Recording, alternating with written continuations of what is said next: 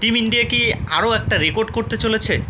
কেননা বার্মিংহামে যেই মাটিতে ভারতীয় ক্রিকেট দল এখনও পর্যন্ত টেস্ট ম্যাচ জিততে পারেনি, সেই মাটিতে কি ইন্ডিয়া জিততে চলেছে সেকেন্ড টেস্ট ম্যাচ? তার মানে কি আবারও একটা রেকর্ড করতে চলেছে ভারতীয় ক্রিকেট দল? সে নিয়ে কিন্তু জল্পনা চললেও কিন্তু সেটা বাস্তবায়িত হতে আর মাত্র বেশি দেরি নেই। যদিও ভারতীয় বোলাররা প্রথম ইনিংসে যে কাজটি করেছে সেই কাজ যদি তারা দ্বিতীয় ইনিংসে করতে পারে ইংল্যান্ডের বিপক্ষে, তাহলে কিন্তু সেটা সম্ভব। কেননা ব্যাটিং ডিপার্টমেন্ট প্রথম ইনিংসে ইতিমধ্যে কিন্তু 180 রানের লিড নিয়ে তারা দ্বিতীয় ইনিংসে ব্যাট করতে নেমেছে, আর যথারীতি এখনও পর্যন্ত 244 রানের লিড রয়েছে।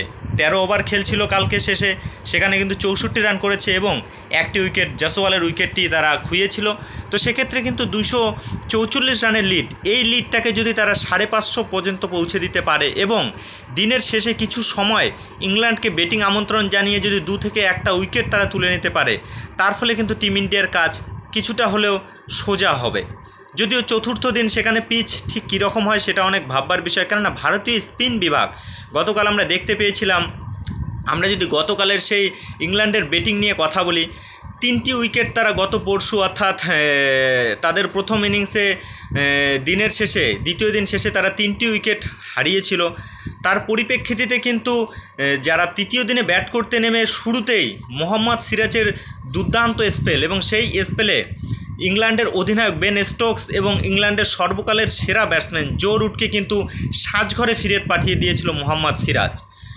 দুর্দান্ত মানে একদম ফাইন লেগে খেলার প্রচেষ্টা, ব্যাটের কানায় লেগে ঋষভ পন্থের দুর্দান্ত ক্যাচ, যেখানে কিন্তু জো রুটকে সাজঘরে যেতে বাধ্য করেছিল। অপরদিকে কিন্তু একটা স্ট্রং হিট বাউন্স, যেটা কিন্তু সরাসরি একদম বেন স্টোকসের ব্যাটের কানায় লেগে সরাসরি উইকেট কিপার তোমার ঋষভ পন্থ, তো যার ফলে ব্যাক টু ব্যাক কিন্তু 2টি উইকেট খুইয়ে চাপে পড়ে গিয়েছিল দিনের শুরুতে ইংল্যান্ড।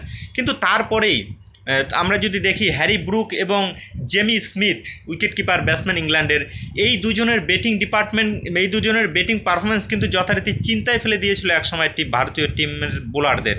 কেননা দিনের শুরুতে এরকম পারফরমেন্স এবং সারা দিনব্যাপী ভারতীয় বোলাররা কিন্তু ব্যর্থ হয়েছে। শেষের দিকে যদিও মাত্র 20 রানের শেষ 20 রানে ইংল্যান্ডের কিন্তু 5 উইকেট তুলে নিয়েছিল ভারতীয় বোলাররা।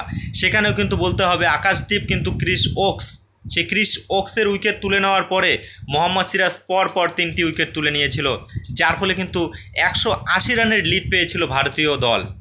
এবং হয়তো 200 রানের লিড পেলে ফলো অন করাতে পারতো কি না, যদিও চতুর্থ ইনিংসের ব্যাটিং কীরকম হয় সেটা পিচ রিপোর্ট দেখেই টিম ম্যানেজমেন্টরা সেটা সিদ্ধান্ত নেওয়ার কথা ছিল। তো যাই হোক, সেক্ষেত্রে ভারতীয় দল পরে ব্যাট করতে নামে দিনের শেষে 13 ওভার ব্যাট করতে পারে, সেখানে কিন্তু 64 রান তারা করেছিল এবং সর্বমোট 244 রানের লিড রয়েছে। আমরা যদি ভারতীয় ইংল্যান্ডের ব্যাটসম্যানের কথা বলি, সেখানে প্রথম ইনিংসে জেমি স্মিথ কিন্তু 184 রান করেছিল। আর সবচেয়ে বলার কথা, জেমি স্মিথ কিন্তু হাই স্ট্রাইক রেটে ব্যাট করেছিল, যথারীতি 100-র উপরে স্ট্রাইক রেটে সেঞ্চুরি পূরণ করেছিল।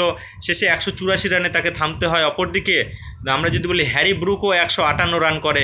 যথারীতি কিন্তু এই দুজন ব্যাটিং পার্টনারশিপ একটা সময় ভারতীয় বোলারদের ঘাম ছুটিয়ে দিয়েছিল। যদিও দিনের শেষে 180 রানের লিড পেয়েছিল এবং এখন সর্বমোট 244 রানের লিড রয়েছে। সঙ্গে রয়েছে আজকে চতুর্থ দিন এবং পঞ্চম দিন।